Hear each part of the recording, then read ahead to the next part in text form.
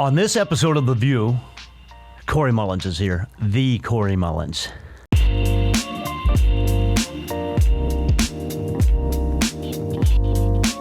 What's up, everybody? Welcome to The View from Jamestown podcast edition. This is episode 95, and we got a very special guest this morning making his long-time return to the podcast studio, Mr. Cory Mullins. Good morning. It is still morning here. Almost, yeah, it's still morning. Back home for me, it's still morning. Exactly. So good morning to you.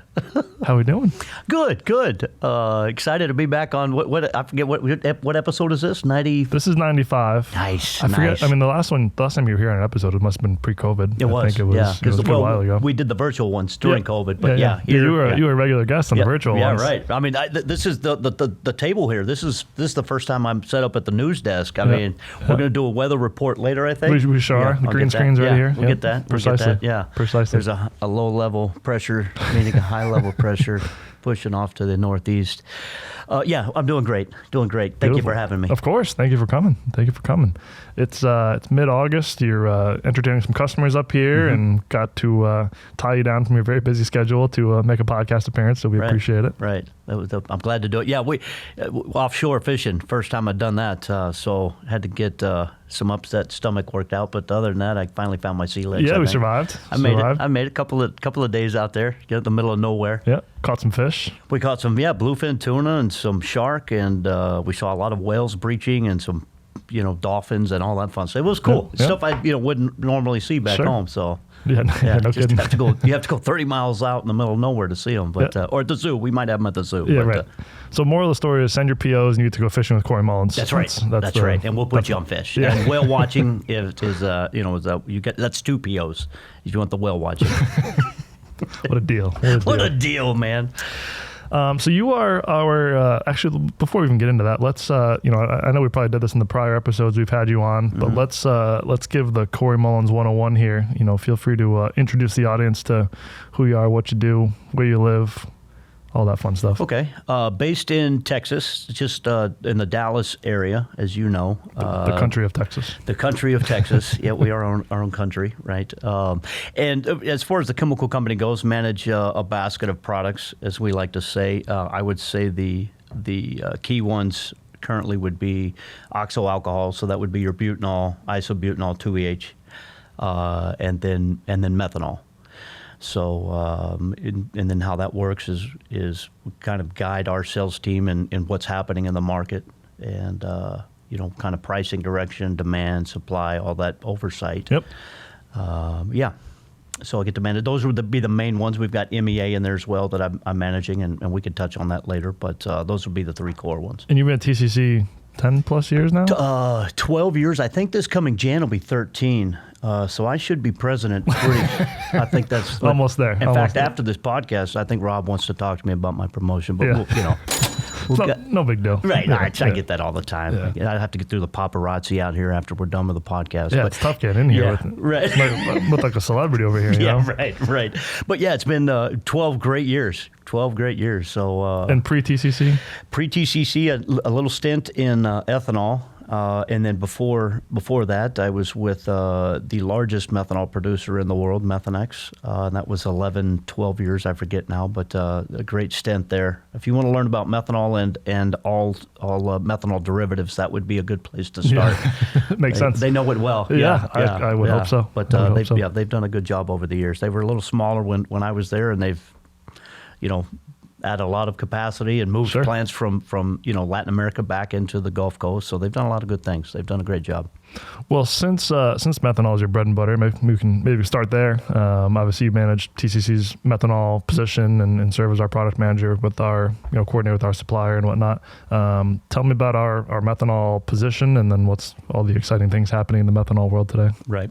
Yeah, no surprise. I think most of the customers that we work with, it's pretty well known that our primary position is in the Northeast here, and we represent a foreign producer that will bring in bulk vessels, throw it into a shore tank, and then we truck and rail from there into pretty much the Northeast market. Sure.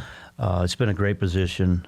We've had, I think, if I'm not mistaken, methanol was one of the first 2 products that when TCC started back in '88, it was one of the 2 I've heard about 18 products that have been one of the first two. Yeah, So okay, you have. This is to be determined, but long story short, it is a long-standing it's product. It's been around for a while, with yeah. DCC. Yeah, it's been around a while, yeah. But, so they stock it in shore tanks there in New Jersey. That would be in Perth Amboy, and then we truck and rail to the market from there, and then try to just keep our customers updated on what's happening in the market. Not a lot of fun stuff right now. It's pretty ugly. Tell me about that. What's the latest in the methanol market? I know it's been a bit of a somber year maybe with the methanol market. That's probably an understatement. But yeah, it's been ugly. I was just looking over notes. I mean, shoot, I was looking over where spot prices have come from the beginning of the year. I think we started off in Jan, and spot doesn't drive the market per se, but it's always a good indicator of what's happening out there. But first part of year, Jan 2023, I think we were north of $1.09 per gallon, and we're now below 70 cents a gallon.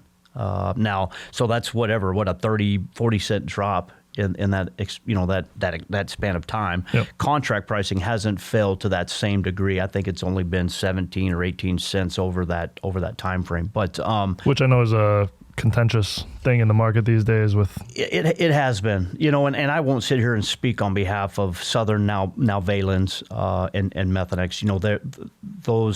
Those groups are the ones that publish their contract pricing, and, sure. and they know the market much better than we do, sure. right? And so there's reasons behind their announcements, but there have been some frustrations with a lot of accounts we talk to in the disconnect between spot and contract. We right. try to reinforce that spot's very illiquid, and it shouldn't play a key role in setting contract pricing. Sure. But, they can't help but notice it, and the delta has grown over the years. I want to say we're north of 45% delta spot versus, contract. So that's created some frustration, but sure. It's been, prices have come way off. From the demand side, I mean, this year, I think the two core products that have really held on have been MTBE. That's your fuel, blend into gasoline. They don't do that here in the U.S. They produce MTBE here, and then they'll export it into, say, Mexico or Europe. That's where they do blend it into gasoline. That's been banned here years ago. And then biodiesel had been running pretty well. Yep. So those have been the two that have been the strongest as far as the key methanol derivatives. You look at, the biggest one would be formaldehyde. That's roughly 30% of the overall market. That's been way off. You're looking at, housing builds and that's what, if those are way off, you got high interest rates, people aren't building or sure. renovating and all that stuff. So yep. anything that would be in that space are off. And are we getting back to sort of historical normal pricing? Like, I'm assuming kind of during the COVID period, like everything else, prices were maybe quite elevated. Are we getting back to like historical quote unquote normal prices? Are we even below that? I mean, I don't know if you can really say what normal pricing is, right. But it's a good question. For me, I see downward pressure for the foreseeable future. Something that the things to watch out for me would be any upsets in production. It would sure. have to be a supply-driven yep. issue. Yep. I think that would maybe turn it. I think we're over the last few years. I think we're right back in line with where we've been. Sure. I think I believe contract prices should be a little bit lower than where they're at. But again, I don't make those decisions. Those folks see much more of the market than we do, and. Yep. But yeah, it's about much of the same we just talked about on the recent August View recording. And if you haven't listened to that, you can pause right here and we'll come back to this and you can listen to that episode. Right. But we talked about much of the same where, supply is going to drive any impacts and, availability and right. quote unquote demand picking up, right. Supply and demand gets a little tighter when supply has an outage at the moment versus right. demand going through the roof. Yeah. So, but keep in mind that it's going to have to be a significant supply disruption. Sure. As an example, there's some gas disruptions, as I understand it, in Trinidad, so it's impacting capacities there. That would be, I think there's 3 core producers that would come out of Trinidad. I understand that there may be some issues with their run rates. You've had some folks throttle back in Iran. There's some concerns about higher natural gas prices there. I think that may have impacted them. So those things have been happening over the course of the last few weeks, and yet you haven't seen any upward tick Right. in prices, right? So that tells the market, look, there's ample inventories around the globe. Yep. So we're getting closer to a supply and demand balance, but we're not quite there It yet. would be so, a while, you're right, right, and it would need to be a sizable outage or something major that wasn't expected coming up. But there's some good signs coming out. I was just looking this morning. I talked to the Argus folks quite a bit. Love those guys over there. I think they have a great grasp on the methanol market. Dave McCaskill and Roland, those guys do a fantastic job. In fact, I'm pitching for him to be on a podcast. Yeah, I don't know if I can throw that here, but yeah, we've talked about it. he would be a good one. So, but yeah, I mean, there's some small positive signs coming out of Europe. I think they're seeing a little uptick in their GDP. It's up versus the last few months. U.S. is actually, although we should be in a serious recession, I think I saw that three quarters in a row or 3 months in a row, our GDP is up over 2%. Yep. So, and then it sounds like, well, maybe going into the second half of the year, we could be between 2 and 4. So that's, it's the question is that sustainable? Sure. Is that going to remain? Yep. So yeah, we'll see. So what are you keeping an eye on for methanol for the end of the year? You're really kind of monitoring just that supply and demand balance, any big supply outages? Obviously, I don't think anyone's really expecting demand to go through the roof before the end of the year. Right, so that's, right, yeah, same. For me, what the things I'm looking for, what's happening with production in Iran. We've seen some outages. Does that continue? Because that would impact Asia, Sure. And India potentially. These upticks in some demand, Europe and U.S. Does that improve? I don't think it gets. To your point, I don't think demand's going to drive anything in the short term. China would be the big key. They're 50% of the methanol market, both from the supply and the demand side. So what happens in China does send ripple effects. Sure. They've got a lot of swing plants there that they can turn on, turn off, or whatever. So you got to watch MTO rates, and those are big drivers for methanol. So, those would be kind of the key things. To me, it's just keeping an eye on the supply side. Is there going to be anything fundamental that might move that needle? Yeah. The other big one, I guess, larger product that you manage that currently is in TCC's portfolio would obviously be n-Butanol, which is another long-term one you've managed for us. And tell me a little bit about that. Okay. Yeah, same story for the most part on the supply chain. We actually represent the same producer that we do on methanol. Sure. The only difference would be that, we have the tank position ourselves. We buy the bulk cargoes. And then we do the same from that tank in New Jersey as we truck and rail from there. Yeah, Cory shows up with a duffel bag of cash and is like, here you go, take money. Just kidding. Cut that, please. Sorry. Cut that. Yeah, because I do. No, I don't. Sorry, Cindy. How about you apologize to Karen, our legal person? That's we're going to get phone calls for that. But so same story, right? We've got a great bulk position there. And the Sawicki relationship has been great. We started off on methanol back in 2015. And the great thing about Sawicki was that they brought so many other products to the table that were available to us that over a period of time we've been able to grow. But so that butanol was one of those that came out of that relationship. 2-ethylhexanol, which is another oxo alcohol. And then, of course, MEA we can talk about. So. Sure. So the butanol, obviously, we have a tank here in the Northeast, and obviously really manage that product, nationwide or close to nationwide, or have the ability to both tank and rail, right? We, you've got. I guess there's a certain reach we have from New Jersey, and then you get into the Midwest. That can be well covered from the Gulf. Sure. So that might be hard to compete there. We do move some stuff, some material to the Midwest, but it's more lately that's been less because there's been some more competitive numbers out of the Gulf. But we do have a good reach on that. I forget how many rail cars we have dedicated into butanol service, but we keep those filled out for the most part. And probably similar stories on the kind of pricing front, the supply and demand front. I mean, pricing seems like it's been trending down steadily, and obviously probably a bit of a supply and demand balance as well. Probably more supply in the States currently than demand, maybe on less of a gap than methanol per se, but still a gap nonetheless. Yeah, right. I mean, you look at so the key raw for your oxos would be propylene, and that's off. I was looking at that too. That's off 23 cents from April. Okay. So that's impacting from the cost side, your production economics. That's impacting at least as you're in a longer market. You're more market-based pricing, but customers that are very cognizant of the raw material costs, they see that coming down. They expect your butanol prices to come off accordingly. Right. But most of it is exactly to your point. Demand is not there right now. We've got one domestic producer that exited the butanol merchant market maybe 3 years ago now. They're back in the merchant market because their derivatives, their consumption that they would use the butanol for to make their products, their intermediates are, that demand is not there. Sure. So they've got the excess butanol. They're coming out pretty aggressive in the market. So we've seen some of that. There's been some cheaper imports from Asia at times. Not so much butanol as maybe 2EH, but we do have to keep an eye on that. But yeah, it's the same story, right? Demand is off, and it's what's going to drive the changes, right? Right. And probably similar story with the 2EH, I would assume as well. I mean, similar, economics, similar supply and demand fundamentals. Well, yes. Until recently, what's interesting is I was just reading some reports this week, maybe even late last week, that there's been an uptick on both 2EH and butanol pricing in China. So what's driven that? That's all been supply driven for the most part. There has been a propylene cost. There's been an uptick in pricing for propylene there, which has driven some of that. But during this very weak demand period, we saw a lot of Asian producers bring plants down, or reduce rates. So that's since tightened up some supply.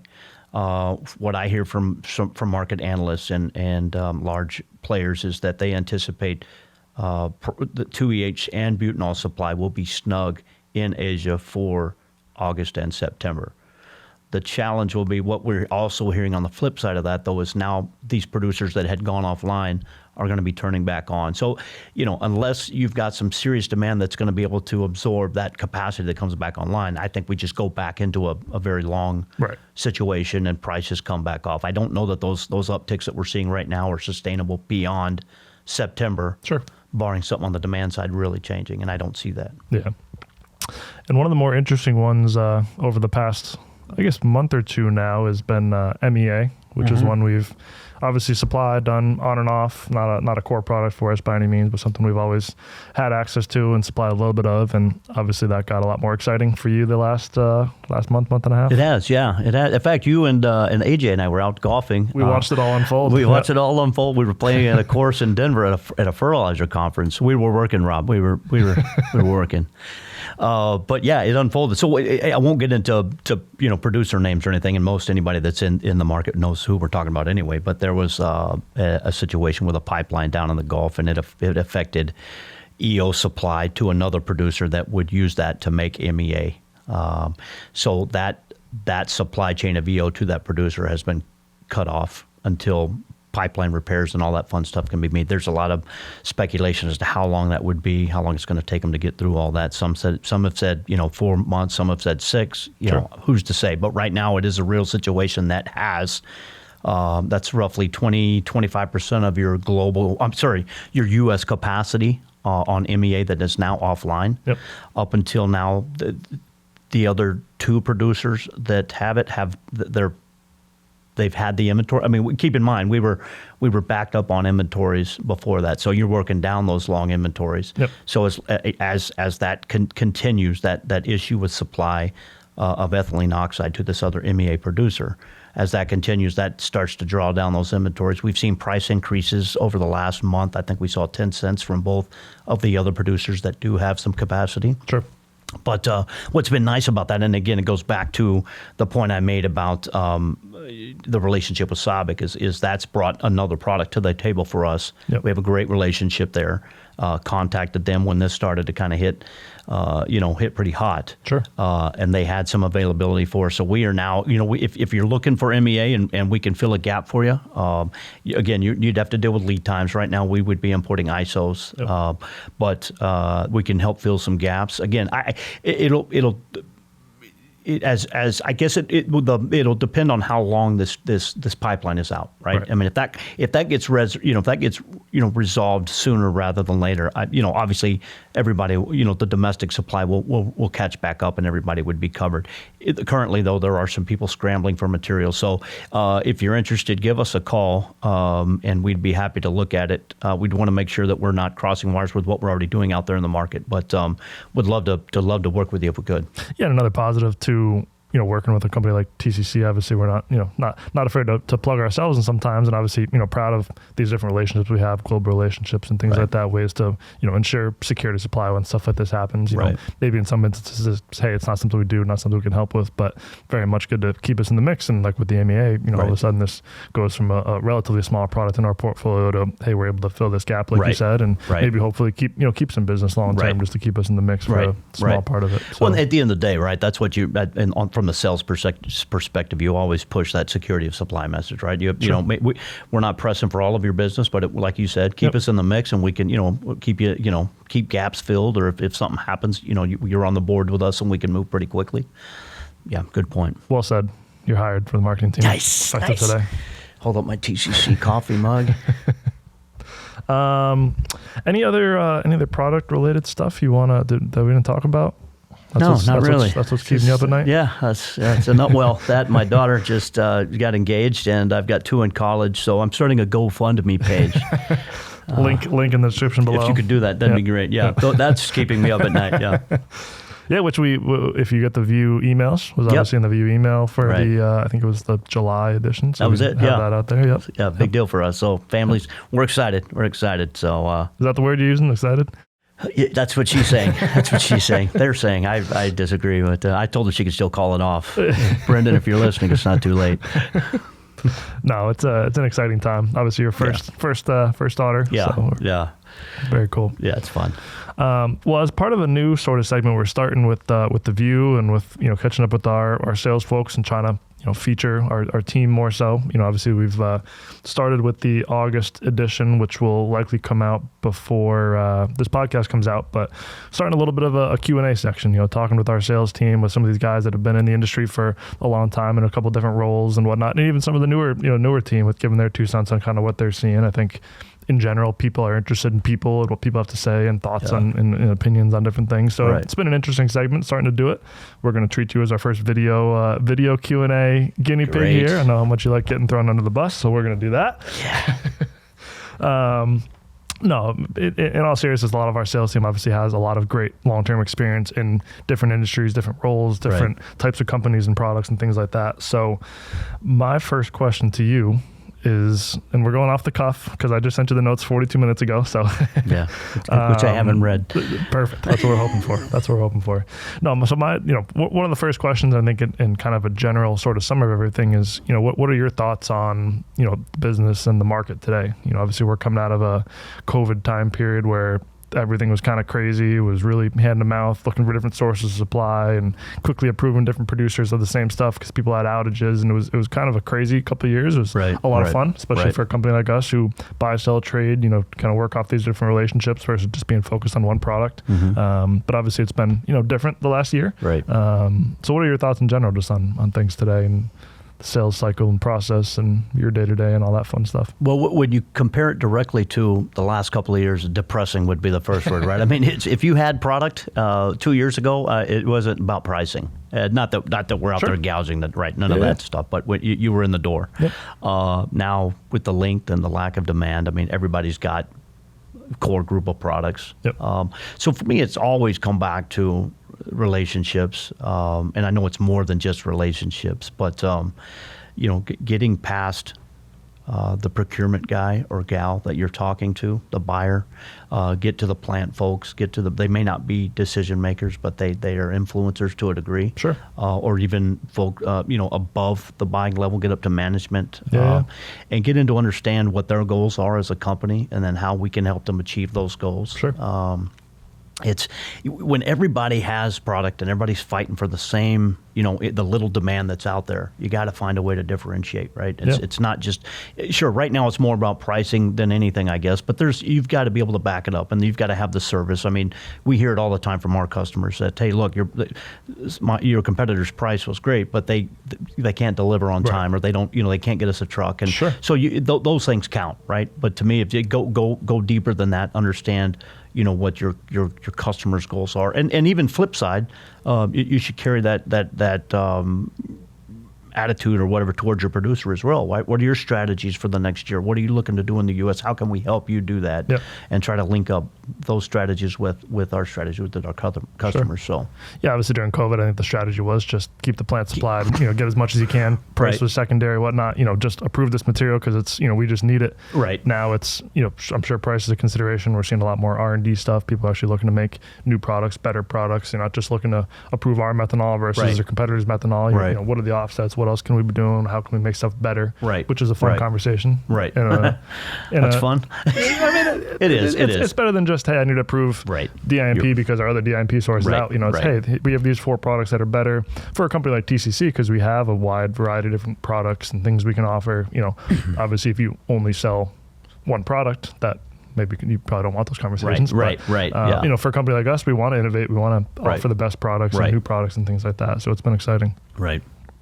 So as kind of a follow up to that, can you compare kind of what is happening in the market today, or maybe the period that we're kind of coming out of, to any other period in your career? I mean, I guess you want to talk about companies that sell one product. Methanex would be on that list. Yeah, right. They do it well. Yeah. Oh yeah. But I mean, was there any point kind of in your Methanex career you saw similar supply and demand things, or kind of extreme length come out of a period of tightness? I mean, is there any kind of time in your career you remember stuff like this? I mean, you as even right. There's always these cycles, right? You go through this period of supply constraints or strong demand that's driving up prices, and vice versa. Things come off, or you've got ample supply and new capacity coming on and prices come off.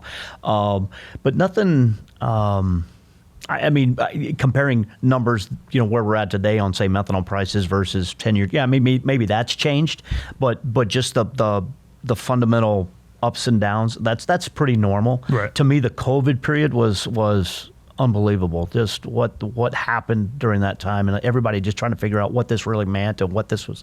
How long was this going to go on? That was to me was the wow, right? That you haven't experienced. Yeah. Well, that's a funny thing. I think being on the younger side of being newer to the industry, like I'm used, it was a big change, and all of a sudden we're out of that cycle, and we kind of went through the whole 2008 deal as well, and we've seen these like massive shifts. So it's you kind of expect it just like, oh, it's just normal. Like there's just big crazy things happening in the industry, but then you talk to someone that's been doing this 20, 30 years, it's like, no, this is exceptional. Everything going on now is not a normal. Right. It's a cycle, and everything's a cycle, but the swings are bigger. Cycles. It seems like maybe that's a good way to put that. I mean, shoot, I remember when I started in methanol, I think it was being sold for 18 cents, 25 cents a gallon.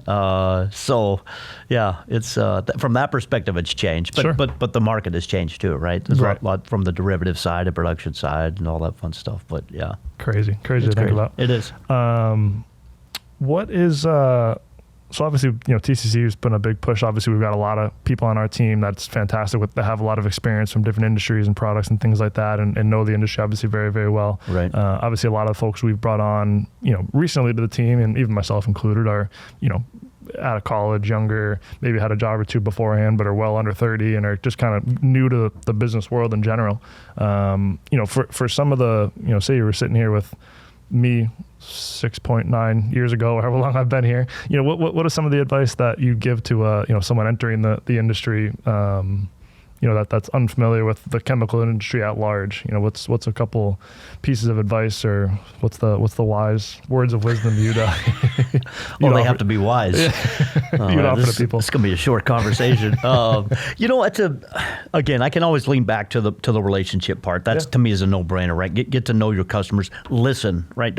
I guess again, it depends on what role you're going to be coming into. If you're coming into a sales role, you're striving for POs, but don't let that be right. Don't get in there and understand your customers, understand what they do with the products that you're selling or quoting, and then to be always understanding the other products or raws or intermediates that your customers are involved in, so you can understand maybe what their drivers are, and the same for the products that you sell. For example, butanol.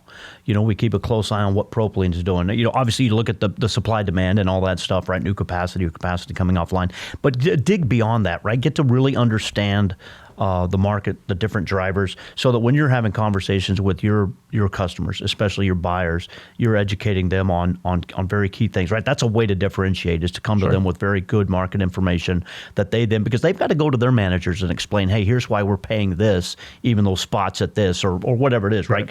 Be very educated in not only the products you're selling, but the drivers, in front of them or behind them, or right? Yeah. That to me is something that's key, and that would be outside of the salesperson, right? Anybody that might be on the logistics side, right? Understand what those drivers are. I don't know.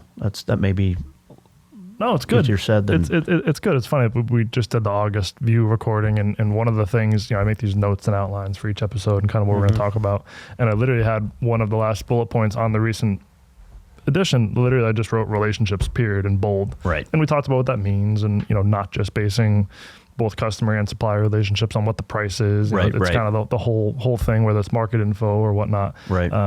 So it's kind of funny you say that too, because it took me the longest to wrap my head around, how important relationships are and who you like doing business with. And there's a big reason I was excited to get more on the sales and product side, because it is about relationships. It's not about trying to convince someone that our butanol is better than your butanol or whatnot. It's who you'd like to do business with, and who you have the best business relationship with. And it took me a long time to wrap my head around, like, why are we going to play golf for 5 hours and literally not talking about work? Like, when I started, I was on the marketing side, so I was less involved in the product management and business stuff. And so we'd go and literally not talk about, like, I'd play golf for 5 hours and I didn't learn anything about what your company does, but that will come. But then you're right, that comes, and then something happens, and all of a sudden I can call that guy and say, I have this relationship with you now. I can call, like, you can learn, obviously don't take that advice, learn about the company first. Right. But like I said, like it took me a long time to realize, because we played golf for 5 hours and then had lunch and a beer, like I can now call you when there's a problem or when there's good stuff or whatever, and you have that relationship. It took me a long time to wrap my head around that, but I realize that now. I think it's a great part of the industry. You also have to, and again, you have to cater to your audience too, right? Not every buyer operates that way, or manager, or right. Not everybody wants to go out and develop a relationship. They want the best price, or so. But you can always get around price. They do have other goals that they want to achieve. So obviously you want to be competitive. But to me, it always comes back to relationships. And I think the things that we do are, I think a lot of companies have gotten away from relationships. Oh, very much so. And I'm glad that we haven't. I think it's vital. If nothing else, it gives us a last look a lot of times. Yep. I've had many of my accounts tell me, I like to know who I'm doing business with. I want to be able to trust who I'm doing business with. It's one thing to give me a good price, but what comes behind your pricing, right? What else is TCC? Right. So that's where those relationships help. And those 5 hours on the golf course. I'm usually out in the woods looking for my ball, so we don't have time to talk for. On the golf course is a strong term. That's key. Right. That's key. Near the golf course. Yeah, you're right. Adjacent to, Yeah, we give you the carts with the 4-wheel drive, right. Just to make sure. Lift kit, it's nice. Those come in handy. Yeah. But that's important. It is important. Relationships. Yeah. It always comes back to relationships, and not just, like I said, not just, hey, I know you. Hey, how's your wife or kids, or more, right? What are their goals in their company? What are their managers' goals? What are their company strategies? And really dig into understanding those things, and then helping them drive those successes, right? Yeah. So along those lines, what are some of the biggest hurdles you're seeing in the industry today? And I think one of those hurdles may be companies that are less likely to go the relationship route, companies that are not allowing their purchasing folks to travel and go to shows and audit their suppliers, or not even go out to lunch, or, accept a box of balls or gifts or whatever, that taking the relationship piece away obviously makes it less of a kind of human relationship. There's companies that just do, here's a 8,000 line RFP, submit your price and call it a day. And, call it a day, doesn't put much color behind it and whatnot. So that seems like it's obviously, a big one. But what do you see as some of the biggest hurdles kind of for the industry today? That's a great question. Thank you. I came up with it myself. It's a stupid question. I was just being nice. I was hoping not to answer this one, because that's a tough one, right? To me, it's that fundamental shift on buying. Because the way I'm set up is it's relationship selling. Yep. So when companies are pushing away from that, it's now I've got to figure out how to adjust how I sell to certain accounts. Not everybody's that way, right? And it's obviously you're not buying their business. That's not what we're doing at all. And that's not what I'm suggesting. But that would be the biggest challenge, I guess, for me, is just as they, you have to remember, although our competitors might be getting away from relationships, our customers are doing that as well, right? So you have to adjust, and again, find ways to bring value outside of just relationships. And again, you got to dig into what their goals and strategies are, and how you help them achieve those things. And even in a small way, right? You're not going to do them all, but that's a good question. That would be maybe the big one for me. How different is selling today, or your efforts in selling and going out and meeting with customers or whatnot, versus like early years at Methanex? How were the conversations different? Was it more relationship? Was it more, obviously Methanex just selling methanol. Obviously you're selling one product heavily and working on those relationships and whatnot. So I'm sure it was probably even more relationship driven than it is today. Maybe? Yeah, it was. But what Methanex did well, and what helped me, and I'm thinking about more of like the industry as a whole, not just selling methanol versus TCC. Right. How was the industry and sales different? Yeah. We're not going to talk about what year it was, but whatever year. in right after the Civil War. Thank you, Ben. In 1912, sales was way different than today. It is. Yeah. No. Yeah. Well, what was the sales cycle different? How were conversations different? Buyers' priorities, things like that. How would you kind of compare it and contrast it? I mean, it was a very heavily relationship, sure. Right? Now, you could sit there and say, and I don't have any data to back this up. I mean, you probably didn't have half as many of the distributors, if we're talking about our business, sure. Half as many of companies that do what we do that were out there, right? Maybe it was a smaller pool of competitors. Sure. So nowadays you feel like you come across so many different distributors, small ones that have great pricing, right? Yep. And so relationships back then, you're probably competing with a lot less folks. That seems to have grown over the time. But yeah, a lot of relationships now. It's finding values, right? Driving values, security, supply, all those factors, right? Knowing your products, knowing what their drivers are, and how to talk around those and stuff. Yeah, there are very smart buyers out there, right? They're being trained on how to buy as much as we're being trained on how to sell, right? Sure. And there's some very, very bright buyers out there. Yeah, you're getting information faster. You've got the ISIS's of the world and S&P and Great different point. companies that are putting this info out there that makes a more educated buyer, which can be a good thing or a bad thing for the for the salesperson. Yeah, so. No, that's actually a really good point, Benny. Is that that material, the information wasn't as readily available as it is today, right? And that's in every aspect of life. You look at our kids; all the stuff that's put in front of them. The same thing for in the markets, right? Sure. It's a lot of visibility now, and you've got to be on your toes and understand all those things that are going on and be ready to answer to them. Yeah, when you're getting propylene increases by carrier pigeon, it was very it was very different. It was a Wells Fargo Conestoga trailer, but it's no big deal. It had 4 horses on it. Jiminy Christmas. Yeah, as long as the info gets there. Jerk. What else? Any other wise words of advice? Things that you how about this? What are you telling your kids about the business world? Like, if any of your kids are interested in any kind of business thing, has that conversation come up at all now that they're in college and thinking about the real world and whatnot? Like, how are you framing stuff in that regard? It's for my oldest daughter who's recently engaged. That hasn't come up because her goal in life is to be a vet, right? Sure. So that's been, I couldn't tell her the first. I don't even know how to put a Band-Aid on a furry dog. I don't know how that looks, right? Whatever. Yeah. My son though, I've kind of pushed, not pull. I'm not one of those that kind of, hey, you got to do this or that, but just kind of steered the conversation along trade. There's really big gaps in that sector. Yep. And he's the only one of the 3 kids that is decided for the first couple of years he's going to do community college. Sure. Because his thought is, I don't know what I want to do yet. I want to figure it out before I go and add up all this debt and stuff. Yeah. So, but he's leaning towards a trade, and I think that's great, right? Those are big gaps and good pay. Yep. I try to not steer them too much, but kind of give them some guidance based on my years and years of experience. Yeah, but hundreds of years.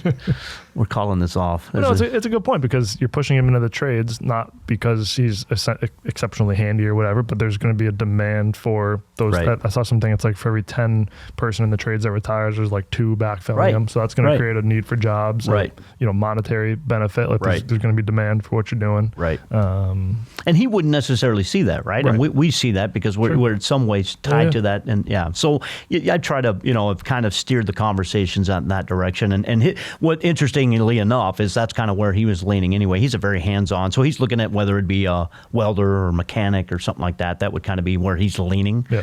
So we'll see. Which is the same thing we see. Like we see obviously a huge shortage of truck drivers. We see issues with hiring plant people and people that are hands-on with fixing plants or working on plants or whatnot. It's a big problem, and it's some of it can be replaced by machinery and robots and all that good stuff. But there's a large part of it that can't. Got to be hands-on. If your AC breaks, you need an HVAC guy to come fix it. Right. Exactly. I saw some billboard. It was on. I think it was on like 20 stores in New York City, and it was like mocking ChatGPT, and it said like build this building or something like that. It's like, ChatGPT can't build this skyrise. So there is a need for there is, and there will be, that. right? I don't think that ever goes away. Yeah. And it's tough because not tough, but like you just being 18, 19 years old, like you don't have that visibility into like the real world where the gaps are. Right. How important that so is. You try to help them along those areas, but anything in artificial intelligence, like we've talked about. Yeah. Zach back there, that was a great presentation you did a few months ago. Anything computer engineering, program. I would think that would be where you should be focused too, right? I mean that's the the way of the future. So no chemical salespeople in the pipeline. I mean, if my son starts a meth lab, you could call that chemicals. Wrong kind of chemicals. Cut that. Yeah, right. Yeah. Sorry, Karen. No, I mean, my son has mentioned he likes seeing, what I do and the traveling, and he loves TCC. My family's met the entire group that love the company and everyone that's involved with it. So my son, he's piqued his interest, and he'd have to work on some things, and listening skills would be one of them. But he showed an interest in that, and I wouldn't steer him clear of that. It's a fun industry. It's a fun industry. Who's to say what it's going to look like? Yeah, right. Yeah, when he gets into that, but or if he does. Yeah, it's kind of a funny thing that I never intentionally, was like, oh, my dad does X, so I'm going to go do that. Right. I kind of enjoyed the marketing, advertising side of things, and then took over more of a sales responsibility. And then I remember one day I was like, wait, this is basically exactly what my dad does. Different industries or whatnot, but we do a lot of the same things at trade shows and managing customers and all that stuff. And it's kind of funny how you like unintentionother follow in those footsteps. That subconscious, right? That under the surface, that influence is happening. Yeah. No. Well, any other final thoughts here, Senor Mully? No, if we get some producers to shut some plants down, that'd be great. Cut off supply. No, nothing that would, probably be worth of any value to anybody. It's like, I got no, so trade secrets, anything. Yeah. Nothing. No. Nothing. Any travel? Any more travel coming up for you? I do have some. We've got, our big. I spearhead our waterfowl hunt. Speaking of relationships, if that's, I don't know if that's where you were going, but that's where I'm going. So we do that every year. And again, it's not a, it's maybe. That's 3 POs. So 1 PO is fishing, 2 POs bluefin or whales. I think you said. No, 10 POs for the. Yeah, that's a pricey trip. It's like a carnival game. If you get X, this is your prize tiers. Right, exactly. So send the POs. No, cool. but outside of that, I mean, that's usually a week-long deal. That's up in Saskatchewan, Canada, which is a great place to go and do that fun stuff. But yeah, no, I've got a number of meetings coming up with some producers down in the Houston area where most of them are located. Sure. And then throughout the Midwest, I've got some trips coming up and chat about. You're at the point now where you're looking at next year's contracts, right? And some of those are coming up for renewal, and you want to try to, contract season. I think someone was just calling it that. Yeah. So right, and that's on both sides, right? So you're, it's been very, very aggressive in the market from a competition perspective. So now we've got to go out and address those and make sure we're still in line coming, 2024. So that's the focus right now, is kind of tightening all that stuff up. Get your passport ready. I do. There's the big trip, right? EPCA, Vienna, here we come. You've never been to Europe? I've never been off the North American continent. Okay. Yeah, so. I mean, you were 30 miles offshore yesterday, so that's technically, international waters. Yeah. I mean, I thought I saw Vienna from there, to be honest. I'm pretty sure Vienna was. I mean, of course, I've done, Dominican Republic, Costa Rica as for fun, but never across the major pond, never right? Across the pond. It's going to be a big trip. I'm a little nervous. I'm excited for it. I'm going, you're going. Yeah. Rob's obviously going, he's been a bunch of times, and Steve Friedwald has been a bunch of times. So we got two veterans of the EPCA and then two new guys. So I'm looking forward to it. I am too. It's good. It looks like a good list of attendees. If anybody watching this, if you're joining and would like to set up a meeting, we'd love to meet with you. Supplier, customer side, what have you. We're trying to fill up that schedule. So it's always fun setting up meetings for a late September conference in August, right? When the entire continent of Europe goes on vacation. Right. That's a little tough. It's trying to catch people. Yeah, you're right. But no, we got a good schedule lined up, which is exciting. And I'm looking forward to it. It's gonna be good. Yeah, it really will. Well, Senor Mullins, I appreciate you taking some time. I think it was excellent. I think there's a lot of good stuff in here. Hopefully, some tips and tricks and feedback on things. Obviously, a good update on butanol, methanol, 2EH, MEA, as Javi would say in this instance. What's on me? There it is. Thank you. Yeah, send us a note. Like we said, obviously, really proud of our relationships and the security supply we're able to offer to customers and suppliers alike. And when things get tight, when business is a little bit easier, and everywhere in between. So Yeah. I appreciate your time. So we'll do it again here soon. Yeah. Sooner rather than later. I want to be on 100, baby. I want to be on the 100 series. Yes, It's coming. yes. It's coming. I'll wear a suit and tie for that if you want. There we go. There's a black. It's a black tie affair. We're gonna break Cory with the soundboard. Oh, I love it. Oh, give me! I want the button of those, man. You kidding me? But no, thank you for having me. I always enjoy it. Enjoy it. So, as always, thank you for listening. Whether you're streaming the video version here, looking at both of our beautiful faces, or just the audio version, which is more than likely what you're doing since we have Cory on. So, don't blame you. Just kidding. Thank you for listening, and we will catch you on the next one. see you guys. Thanks, Benny. The material contained on this podcast is provided by the chemical company solely for informational purposes. The information is not guaranteed to be correct, complete, or up to date. The information in the podcast is intended solely as a general education aid. TCC is providing this podcast as a public service, but it is neither a legal interpretation nor a statement of TCC policy. Reference to any specific product or entity does not constitute an endorsement or recommendation by TCC. The views expressed by guests are their own, and their appearance on the program does not imply an endorsement of them or any entity they represent. Views and opinions expressed by TCC employees are those of the employees and do not necessarily reflect the view of TCC or any of its officials. All statements, comments, and opinions presented are made in the context of robust dialogue and freedom of expression. TCC assumes no responsibility for any consequence relating directly or indirectly to any action or inaction taken based on the information in this podcast. While TCC strives to keep the information in the podcast accurate, complete, and up to date, we cannot guarantee and will not be responsible for any damage or loss related to the accuracy, completeness, or timeliness of the information. TCC assumes no liability for any errors or omissions in the content of this podcast. The information contained on the podcast is provided entirely on an as-is basis with no guarantees of completeness, accuracy, usefulness, or timeliness. Thank you for streaming the View from Jamestown podcast edition. Like and subscribe for more.